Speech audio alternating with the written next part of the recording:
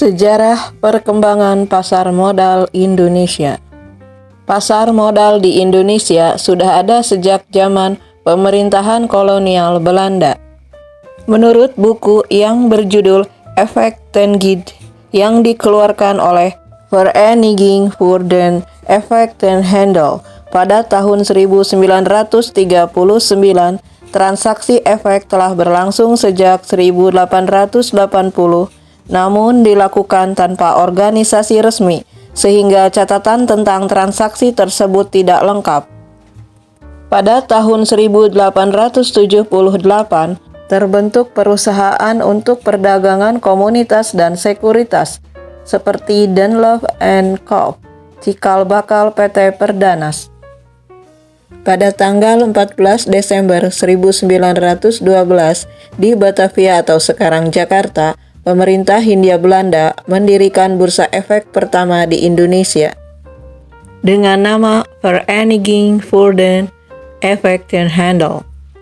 Jika diterjemahkan dalam bahasa Indonesia adalah Asosiasi Perdagangan Efek. Efek yang diperjualbelikan berupa saham dan juga obligasi. Pasar modal ini merupakan yang tertua keempat di Asia setelah Bombay, Hong Kong, dan Tokyo. Tujuan didirikannya pasar modal pada waktu itu untuk kepentingan pemerintah kolonial Belanda untuk mencari modal dalam pembangunan perkebunan di Indonesia. Kemudian pada tahun 1914, bursa efek ditutup karena terjadinya Perang Dunia I. Pada tahun 1925, bursa efek dibuka kembali dan dibentuknya dua bursa efek baru di Indonesia. Pada tanggal 11 Januari 1925, pemerintah kolonial Belanda membuka bursa efek di kota lain, yaitu di Surabaya, dan pada tanggal 1 Agustus 1925 di Semarang. Pada awal tahun 1939, terjadi gejolak politik di Eropa yang mempengaruhi perdagangan efek di Indonesia. Dengan adanya situasi seperti itu, maka pemerintah kolonial Belanda menutup bursa efek di Surabaya maupun di Semarang. Pada tanggal 10 Mei 1940, bursa efek di Jakarta juga ditutup yang disebabkan oleh Perang Dunia II. Dengan ditutupnya ketiga bursa efek tersebut, mengakibatkan berhentinya kegiatan perdagangan efek di Indonesia. Pada tanggal 3 Juni 1952, setelah kemerdekaan Republik Indonesia, bursa efek Jakarta dibuka kembali oleh Presiden Soekarno. Kemudian pada tanggal 26 September 1952 dikeluarkan Undang-Undang Nomor 15 Tahun 1952 sebagai Undang-Undang Darurat yang kemudian ditetapkan sebagai Undang-Undang Bursa.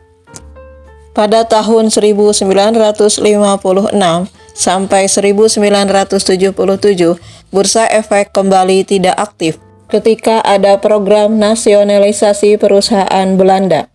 Operasional bursa pada waktu itu dilakukan oleh PPUE atau Perserikatan Perdagangan Uang dan Efek yang beranggotakan bank negara, bank swasta, dan para pialang efek. Pada tanggal 10 Agustus tahun 1977, bursa efek diresmikan kembali oleh Presiden Soeharto. BEJ atau Bursa Efek Jakarta dijalankan di bawah BAPEPAM atau Badan Pelaksana Pasar Modal. Tanggal 10 Agustus diperingati sebagai Hari Ulang Tahun Pasar Modal. Pengaktifan kembali pasar modal ini juga ditandai dengan Go Public PT Semen Cibinong sebagai emiten pertama. Pada tahun 1977 sampai 1987, perdagangan di bursa efek sangat lesu. Jumlah emiten hingga tahun 1987 baru mencapai 24. Masyarakat lebih memilih instrumen perbankan dibandingkan instrumen pasar modal. Pada tahun 1988 sampai 1990, paket deregulasi di bidang perbankan dan pasar modal diluncurkan. Pintu Bursa Efek Jakarta terbuka untuk asing aktivitas bursa terlihat meningkat. Pada tanggal 16 Juni tahun 1989, berdiri PT Bursa Efek Surabaya atau BES. Kemudian pada tanggal 2 April tahun 1991, berdiri Bursa Paralel Indonesia atau BPI. Kemudian tanggal 13 Juli tahun 1992, berdiri PT Bursa Efek Jakarta atau BEJ, yang menggantikan peran Bapepam sebagai pelaksana bursa. Pada tanggal 22 Juli tahun 1995, penggabungan Bursa Paralel dengan PT BES atau Bursa Efek Surabaya. Pada tanggal 22 Mei tahun 1995, sistem otomasi perdagangan di Bursa Efek Jakarta dilaksanakan dengan sistem komputer JATS atau Jakarta Automated Trading System. Pada tahun 1995, Bursa Paralel Indonesia merger dengan Bursa Efek Surabaya. Pada tanggal 6 Agustus tahun 1996, KPEI atau Clearing Penjaminan Efek Indonesia didirikan. Pada tanggal 23 Desember tahun 1997, KSEI atau Kustodian Sentra Efek Indonesia didirikan. Pada tahun 2000, sistem perdagangan tanpa warkat atau scriptless trading mulai diaplikasikan di pasar modal Indonesia. Pada tahun 2002, BEJ atau Bursa Efek Jakarta mulai mengaplikasikan sistem perdagangan jarak jauh atau remote trading. Pada tanggal 30 November tahun 2007, penggabungan Bursa Efek Surabaya atau BES ke Bursa Efek Jakarta atau BEJ dan berubah nama menjadi Bursa Efek Indonesia atau BEI.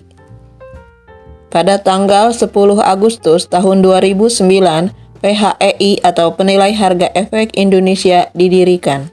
Agustus 2011, iCamel PT Indonesian Capital Market Electronic Library didirikan. Pada Januari 2012, OJK atau Otoritas Jasa Keuangan dibentuk. Desember 2012, SIPF atau Securities Investor Protection Fund dibentuk. 18 April 2016, IDX Channel diluncurkan. 18 April 2019, BEI bergabung dengan SSC atau Sustainable Stock Exchange.